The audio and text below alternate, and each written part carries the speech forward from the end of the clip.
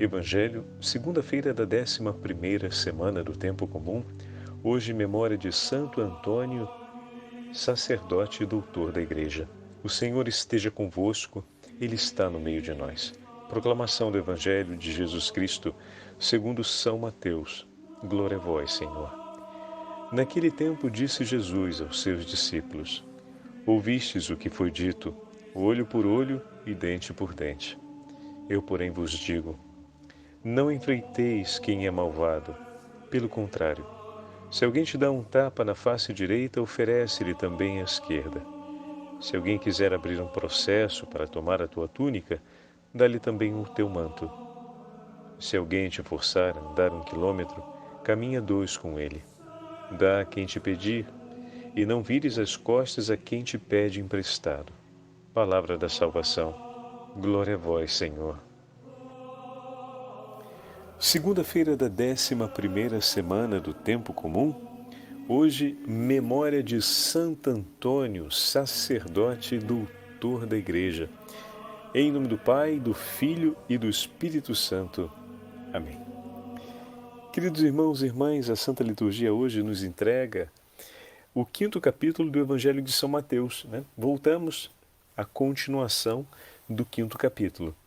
E juntamente com esse retorno, temos hoje a alegria de celebrar a memória de Santo Antônio. E como o Evangelho de hoje está em sintonia com a memória que estamos celebrando. Como assim, Padre Fábio? Bom, antes de mais nada, todo o Evangelho tem grande sintonia com a vida de um santo, porque ele não fez outra coisa senão viver e perseguir até as últimas consequências viver Cristo e realizar aquilo que o Senhor nos ensina. Então, todas as páginas do Evangelho que pegarmos vão, de alguma forma, recordar ou sintonizar com a vida de Santo Antônio. Hoje, a página do Evangelho que estamos ouvindo na continuação do Sermão da Montanha é o Senhor que nos fala a respeito do amor ao próximo. Ouvistes o que foi dito, olho por olho e dente por dente. Eu, porém, vos digo, não resistais aos homens maus. Em outras palavras, não sejam maus como eles são. Não escolham responder com a mesma maldade. Ou seja, em outras palavras, que o teu coração escolha amar e permaneça no amor, até quando o teu irmão não mais escolhe te amar. Meu irmão e minha irmã, somente o amor é capaz de transformar a história. Somente o amor é capaz de transformar a vida dos violentos. Somente o amor é capaz de revolucionar e curar todo o mal existente sobre a face da terra. E para que isso aconteça, antes de mais nada, é preciso que eu e vocês renovemos a escolha de permanecer no amor. Olha aí, é preciso que isso seja claro, hein? O primeiro passo é que eu e você, nós renovemos essa escolha. Porque se não renovamos a escolha de permanecer no amor, não apenas deixará de mudar aquilo que precisa sobre a vida do meu irmão, mas acontecerá uma mudança mais desastrosa sobre a nossa própria vida. Porque se o teu irmão já aceitou a possibilidade de não amar, a próxima consequência é que você também, lamentavelmente, escolha a mesma coisa, deixar de amar. O Evangelho tem a excelência do amor, como nós já ouvimos e falamos várias vezes, como ponto de partida. Dar a túnica, dar o manto, andar mais 1 quilômetro, entregar a outra face, tudo isso se a gente pensa, então continuando sempre, estamos no mesmo filão, de meditação, que é o 5º capítulo, tudo isso é o ultra exigente se admitirmos que o nosso coração possa ter, ao mesmo tempo, uma medida que seja diferente daquela que o Senhor nos entrega. Quando nós admitimos o amor do Senhor como medida única para o nosso coração e renunciamos um outro modo de pensar, uma outra medida, e procuramos nos afastar dela, aquilo que parecia ser uma exigência esmagadora começa a não parecer tão esmagadora assim. Não vai deixar de ser exigência, porque é preciso, como falávamos ontem, que o Espírito Santo de Deus, que permanece em nós, modele pouco a pouco os nossos afetos, os nossos sentimentos, os nossos sentidos, o nosso modo de pensar, de maneira que todo o nosso ser se ilumine e esteja em Cristo. Bom, agora, quando nós olhamos as exigências que o Evangelho coloca hoje, à luz dessa referência, todos esses passos, dar a outra face, entregar também o manto, procurar caminhar 2 quilômetros, significa dizer: eu vou continuar insistindo para ganhar o meu irmão. Significa dizer: eu não vou admitir que a maldade se torne a minha escolha. Eu vou fazer aquilo que o meu Senhor fez. Significa, em outras palavras, dizer: eu não vou desistir de te amar. Todos esses gestos, eles acontecem, ou eles podem acontecer, porque você não desistiu de viver aquilo que o teu Senhor lhe disse. Você não desistiu de permanecer unido a Ele, quando a vida do teu irmão na sua vida se tornou um sofrimento. Significa dizer que, vendo onde o seu irmão está, você escolhe permanecer com Cristo para salvá-lo. Então, eu não tinha pensado desse jeito, né?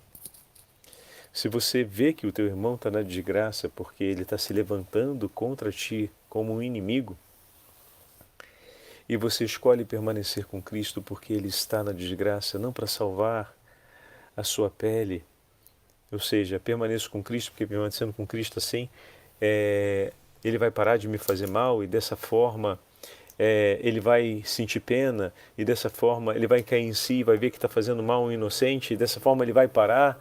Não, eu vou permanecer com Cristo, não para me defender de um perigo propriamente.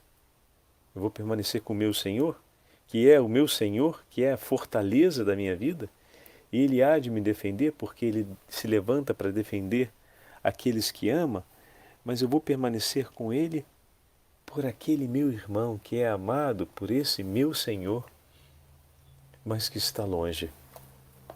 Eu me levanto para permanecer com o Senhor para poder ir ao encontro desse meu irmão. Ouvir e praticar aquilo que o Senhor disse é um ato de amor por aquele que está perdido e que se levantou contra você como um inimigo. Agora a gente entende por que é um ato de amor. Porque parecia só que era uma perda. Mas o ato de amor, ele é uma perda, mas é uma perda do quê? Perda de uma mentalidade que não te serve. Porque o ato de amor, ele é a expressão do amor. Então ele não é uma perda, ele é uma permanência. Se eu amo, eu devo agir como quem ama. Estão entendendo? E agir como quem ama não é uma perda. Se torna uma perda porque, segundo uma mentalidade que não é aquela do amor, eu estou deixando de conquistar ou de construir algo. Mas a perda realmente não é nem isso. É a perda dessa mentalidade. Quem permanece no amor perde a mentalidade do desamor. Quem permanece no amor perde a mentalidade da vingança. Quem permanece no amor perde a mentalidade da retaliação e os gestos de retaliação da sua vida. Quem permanece no amor perde a mentalidade da discórdia, da vingança. Quem permanece do amor perde a mentalidade da violência. Essas são as perdas que merecem acontecer na sua vida. Mas quem permanece no amor não apenas ganha a vida, mas também consegue ganhar seu irmão para Cristo. Estão percebendo? Então, entregar a outra face não é uma perda, senão da mentalidade violenta.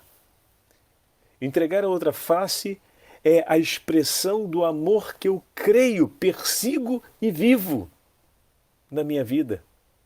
Porque te amo, não desisto de você. Porque te amo e te vejo na desgraça, vou ao teu encontro. Porque te amo e te vejo ferido pelo pecado, me uno ao meu Senhor e me entrego nas mãos dele por ti. E não me afasto de ti como quem te despreza pela morte do pecado que se faz presente na sua vida.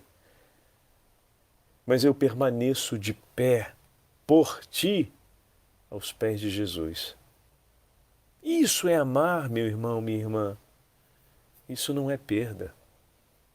Isso não é perda. Mas cada vez que a gente ama e cada vez que a gente permanece agindo, atuando o amor que a gente crê e busca viver, a gente vai perdendo sim tudo aquilo que não vem de Deus. Isso vai caindo em desuso, vai perdendo a prática, vai deixando de estar no nosso cotidiano, vai deixando de ser o nosso modo de pensar e o nosso modo de moldar a nossa vida diária. E essas perdas merecem ser vividas, mas elas só vão acontecer se você escolher amar e permanecer no amor. E ontem, o Espírito Santo é aquele que permanece na celebração da Santíssima Trindade, por isso falávamos e hoje completamos que o Espírito permanece em nós para educar a nossa humanidade, a fim de que todas essas perdas aconteçam no exercício do amor que cremos e vivemos no nosso cotidiano. E Santo Antônio é um testemunho eloquente dessa verdade. Uma das características na tradição é que Santo Antônio jamais prestou a sua língua para as palavras fúteis ou para a maledicência, o julgamento ou condenação de um de seus irmãos. Isso faz lembrar muito a oração de Santo Efrem, que ontem finalmente o padre mandou. Pô, padre, isso demorou. Me desculpem. Foi por causa dos agitos da vida. Eu queria sentar para traduzir. É uma tradução livre para o português, não é precisíssima, mas eu estava querendo recolher de uma forma melhor as palavras para fazer a tradução, mas vai de encontro à oração de ontem, que enviamos para todos de Santo Efrem, quando fala das palavras fúteis. Santo Antônio, a língua de Santo Antônio que ficou preservada, foi um grande sinal de Deus a respeito desse dom que o Senhor deu a ele. O dom de anunciar a sua palavra, mas sobretudo, atenção, isso é muito importante, o dom de guardá-la no coração. E o mérito de Santo Antônio é de, guardando a palavra de Deus no coração, escolher tê-la como única palavra de sua vida. Porque a palavra de Deus é entregue a todos nós, todos os dias. Mas não é que nós conseguimos heroicamente, porque tem ali o ato heróico, né? Não é que nós conseguimos heroicamente mantê-la como a única palavra da nossa vida.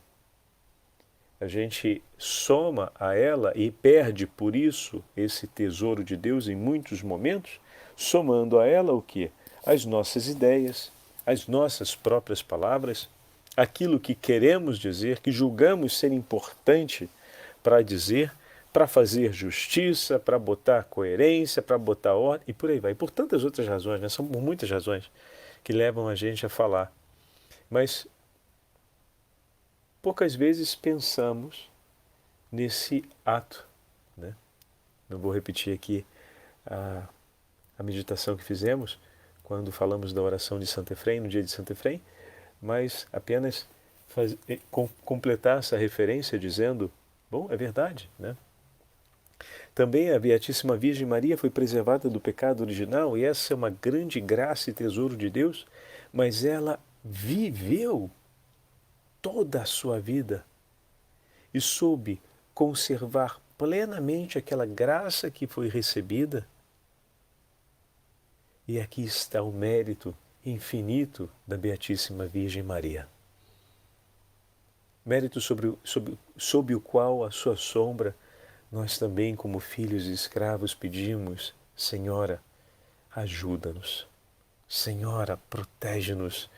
Senhora, ensina-nos, modela-nos, pelo teu imaculado coração, a também nós não perdermos nenhum dos tesouros que o Senhor nos dá, nenhuma das inspirações que o Senhor move em nosso coração, de maneira que a palavra de seu Filho seja a única palavra na nossa alma, a iluminarmos por inteiro, ao ponto de não termos outra coisa a oferecer para o nosso irmão, senão as palavras fruto da palavra do Senhor. Se é o Senhor que inspira o meu falar e a minha vida, tudo aquilo que falo reflete o que é de Deus, leva ao conhecimento daquilo que é de Deus e faz o meu irmão ter consigo a graça de Deus, assim como a saudação da Virgem Maria trouxe a plenitude do Espírito Santo a Santa Isabel e São João Batista no seu ventre, também o seu falar iluminado pelo Evangelho, um falar que é todo ele moldado e centralizado sobre a palavra de Deus, sobre o ensinamento do Senhor, sobre aquilo que Deus diz, sobre a verdade do Evangelho, o seu falar vai ser também fonte de vida no Espírito Santo para aqueles que vão te ouvir. Esse foi um dos dons de Santo Antônio. Uma outra característica da vida de Santo Antônio, hoje podemos ler muitas coisas a respeito de sua vida, eu queria chamar a atenção para esse detalhe, como é que Santo Antônio se deixa guiar, né? Nós falávamos outro dia na meditação a respeito disso. Santo Antônio sempre se deixou guiar por Jesus, sempre se deixou guiar por Deus e pela Igreja. Como é importante isso! Como é importante! O testemunho dos mártires do Marrocos foi ocasião de Deus para levar Antônio, ou melhor, para levar Fernando a deixar a sua experiência nos cônegos regulares e seguir para os frades menores. E ali começou então, ainda iluminado pelos mártires do Marrocos, o seu caminho de preparação, e uma excelente preparação para a missão. E seguindo para a missão, ali se deparou com a doença. E abraçou. Não abraçou com desgosto, não. Abraçou, a doença chegou. E chegando a doença, uma doença que não se fez reversível durante aquele tempo, abraçou a decisão do seu superior, dizendo: filho meu, para a missão você não vai ficar, porque sua saúde é muito frágil. Abraçou a decisão. E o Senhor, através dessa experiência, uma experiência que poderíamos dizer, se a gente olha para a experiência de São Paulo, nem tanto, né? Porque também São Paulo teve experiências inusitadas. O Senhor poderia ter falado com ele através de um sonho, mas não, o Senhor escolheu comunicar a ele sua vontade, demonstrar a ele o seu querer, através de um caminho de sofrimento, onde muito agradava a Deus que esse caminho fosse marcado pela obediência e talvez por um itinerário de purificação dos sentidos, de purificação interior a respeito da imagem de si mesmo, dos seus próprios afetos, do apego aos seus afetos, do apego ao próprio ardor missionário. Mas como assim apego ao ardor missionário, padre? Às vezes a gente se entusiasma tanto com o serviço pastoral que a gente começa a amar aquele serviço de pastoral e começa a depositar ou atribuir a ele um valor tão grande na nossa vida a ponto de não olhar mais as outras coisas ou de arriscar muito mais pecar pelo orgulho, pela presunção, pela vaidade, né? E o Senhor, que conhece o nosso coração melhor do que nós mesmos, manda muitas vezes tempos de prova. E naquele momento, ele que tinha se preparado para a missão, estava apto, disposto para seguir para a missão, e se depara com essa realidade. Não tenho saúde.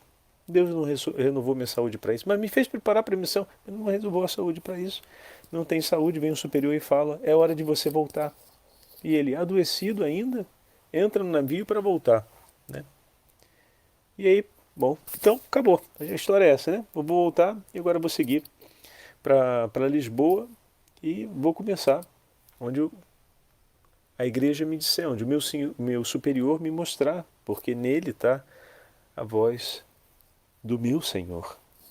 E nada disso. Vem a tempestade, ele não consegue ir para Lisboa, termina tendo que parar na Sicília.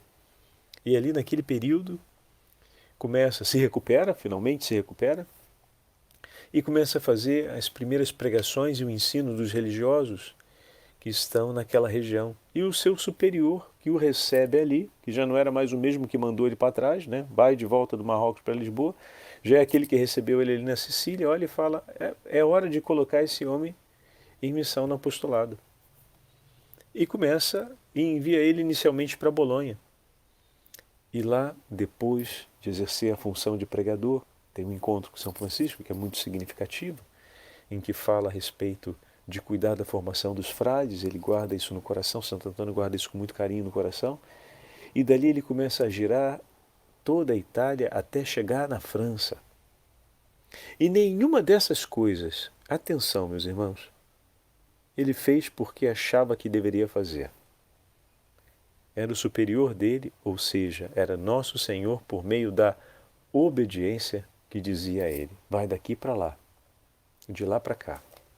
Vai agora para a França, volta da França, vai a Mantua, vai a Bolonha, Milão, por um lado, para o outro, ora combatendo as heresias, ora escrevendo para levar os homens de volta para fora da heresia, aqueles que nela estavam, ora instruindo os irmãos que estavam arriscando de se perder, em todos os lugares por onde passava, vivia intensamente o cuidado das almas e aquilo a que se propôs pela sua consagração, sempre em obediência.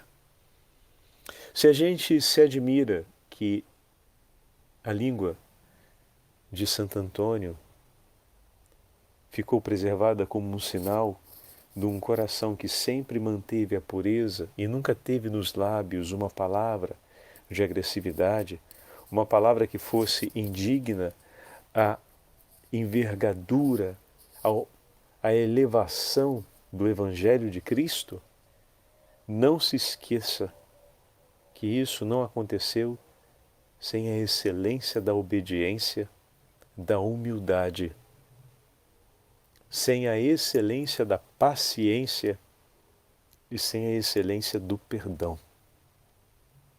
Entendem? Pois bem, é dessa forma. Não foi algo isolado, foi algo que precisou ser aprendido. Eu também quero ter na minha vida uma experiência como de Santo Antônio, lábios que conservem a palavra de Deus, e como o Senhor está falando, Padre, que a única palavra do meu coração seja a palavra do Senhor, mas que toda palavra dos meus lábios que saiam modeladas e como espelho e reflexo da palavra de Deus vive em mim. Então, para isso, peça ao Senhor e pratique a obediência. Peça ao Senhor o dom da paciência e pratique a paciência. Peça ao Senhor o dom da humildade e pratique a humildade, porque isso não vai acontecer sem que essas virtudes sejam luminares no seu coração. E Deus quer, porque o dom que Ele reservou para Santo Antônio não foi uma exclusividade, mas é um dom para todos os batizados. E se hoje, olhando a memória de Santo Antônio, esse dom volta ao seu coração com uma luz interior de, poxa, isso também é para mim, saiba que o Senhor também quer realizar a excelência dessas outras virtudes que são importantes para que esse dom aconteça na sua vida. Confia no teu Senhor e segue adiante.